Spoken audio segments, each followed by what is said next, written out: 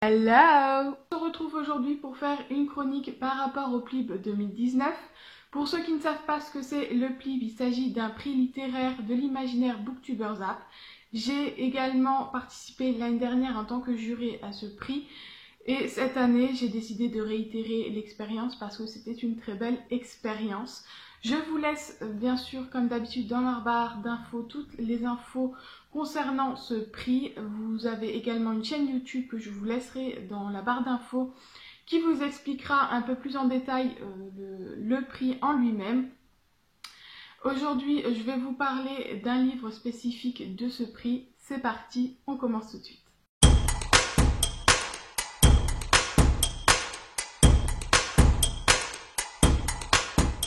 Le livre que je vous présente aujourd'hui ne fait pas partie des 20 pour lesquels j'ai voté.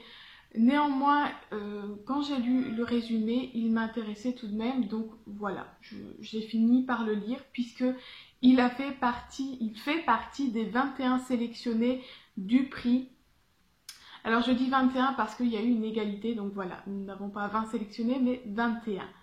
Alors, petite parenthèse, vous risquez d'entendre mon chat miauler, voilà, je ne peux rien y faire, hein, il ne sait pas trop ce qu'il veut aujourd'hui, et donc il n'arrête pas de miauler. Donc le livre que je vous présente aujourd'hui, c'est Au service de Sa Majesté la Mort, de Julien Hervieux, aux éditions Castelmore. Les éditions Castelmore nous ont gentiment offert à chaque juré, enfin au juré du PLIB 2019, l'e-book de ce livre. Et donc, comme il fait partie des 21 sélectionnés et que il m'intéressait plutôt bien, eh bien, je me suis lancée dans ce roman. On est ici dans un roman plutôt jeunesse et on va suivre des revenants qui sont au service de la mort pour enquêter sur des personnes qui ne devraient pas être en vie mais qui sont devenues immortelles. Et donc la mission des revenants est de les tuer pour remettre de l'ordre tout simplement dans la vie, j'allais dire, voilà, remettre les choses à la normale, c'est-à-dire que les personnes qui devaient mourir, eh bien, vont devoir mourir parce qu'il n'est pas normal qu'ils continuent à vivre alors que ça ne devrait pas être le cas. Voilà, j'essaye de pas trop vous spoiler, mais en gros c'est ça. On va suivre du coup une jeune fille qui va devenir revenante, on va la découvrir, qui va entrer dans le cercle des revenants. Et donc ce cercle est composé de 5 personnages qui sont tous très hétéroclites. C'est une particularité que j'ai beaucoup appréciée, c'est que chaque personnage a sa particularité, a ses propres talents, ses dons, on va dire. Chacun a une sorte de pouvoir.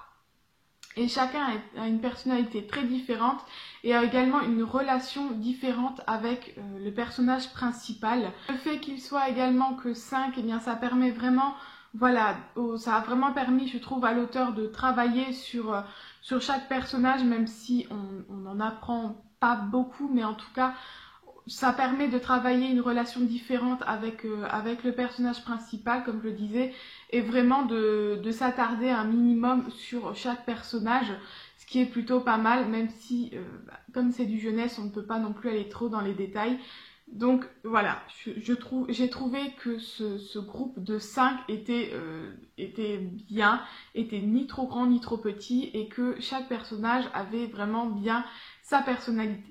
Néanmoins, comme je le disais, ça reste un livre jeunesse, donc on ne peut pas aller dans les détails, mais on sait qu'il existe d'autres clubs, on va dire, d'autres groupes comme celui-là de revenants dans chaque pays. Donc là, on est à Londres, mais voilà, il parle rapidement qu'il y en a un peu partout, qu'il y en a en France, etc.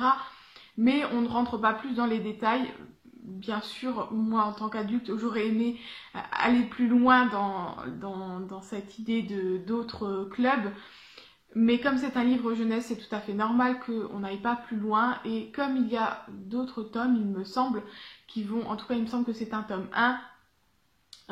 J'espère peut-être que le personnage principal va être à un moment donné aller peut-être dans d'autres pays pour voir d'autres clans, mais voilà, ça c'est ce que moi j'ai envie de voir. Je n'en sais rien en vrai ce qui va se passer dans les autres tomes, bien sûr. Pour le personnage principal, je l'ai vraiment bien apprécié parce que c'est un personnage qui est, donc c'est une jeune femme qui est déterminée, qui est sûre d'elle, mais qui n'est pas rebelle. C'est-à-dire qu'elle a ses propres convictions, elle a certaines choses auxquelles qu'elle ne veut pas lâcher, et en même temps, elle reste obéissante par rapport à la hiérarchie qui est mise en place dans le groupe. Donc je trouve que c'était un juste milieu pour ce personnage. On n'est pas dans quelque chose d'héroïque et de rebelle, on est dans le vrai, dans le réel, entre guillemets, avec voilà, un personnage principal tout à fait humain, j'ai envie de dire, qui fait un petit peu la part entre ce qu'elle veut et ce qu'elle doit faire. J'ai apprécié également qu'il n'y ait pas une grande romance comme on peut souvent en voir dans les livres. C'est vrai qu'il n'y a pas toujours besoin d'une grande romance dans un livre pour que celui-ci soit bon. Ici, on a très très vaguement, mais un soupçon d'amourette qui démarre. Et je trouve que c'était très bien aussi parce que voilà, ça n'a pas manqué et c'était très bien mené, cette petite amourette. On est donc ici dans ce livre dans une sorte d'enquête pour retrouver ces personnes devenues immortelles. Et on a vraiment, voilà, on a la ruse, on a une sorte de rôle à jouer pour chaque personnage qui, je trouve, était plutôt très intéressant.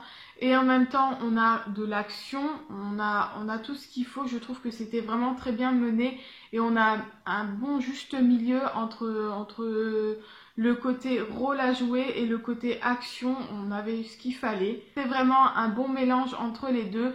Et moi qui ne suis pas très enquête policière en général et tout ça, eh bien, j'ai trouvé que c'était plutôt bien installé et bien fait pour intéresser le lecteur. En conclusion, ce roman jeunesse était une bonne lecture, j'ai passé un bon moment, j'ai plutôt bien apprécié la plume de l'auteur et également l'histoire qu'il a imaginée. J'ai passé, comme je disais, un bon moment et donc on verra si pour moi il fera partie des 5 finalistes ou pas. Ça, je pense que je me déciderai vraiment à la fin quand j'aurai lu un maximum des sélectionnés, pardon. Donc on se retrouve fin février sûrement pour avoir mon avis final et je vous ferai part de mes 5 finalistes. En attendant, si vous n'êtes pas encore abonné, abonnez-vous à la chaîne. Le petit pouce bleu, ça c'est pour me faire plaisir. Et je vous dis à la semaine prochaine. Bye!